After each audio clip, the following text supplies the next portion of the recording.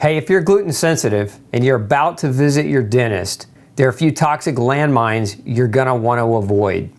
And one of them is braces and retainers. Now check out this study. Exposure to non-dietary sources of gluten, which are used in the manufacturing of products such as plastics, dental equipment, cosmetics, can also trigger or exacerbate disease. Now in this study, there was a child, she was wearing her retainer and she was getting sick. It's because her retainer contained a plastic material polymer that actually had gluten in it.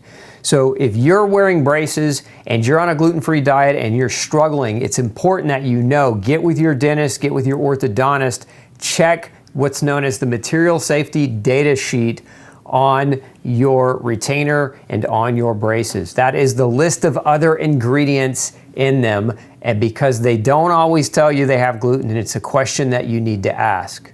Now, something else you want to be aware of is there are food allergens very commonly in dental products. If you look at this study recently published, you see the study aimed to ascertain the presence of dairy products, cereals, fruits, nuts, spices, shellfish, and additives as excipients in oral care products for outpatients and products for professional use in the dental office.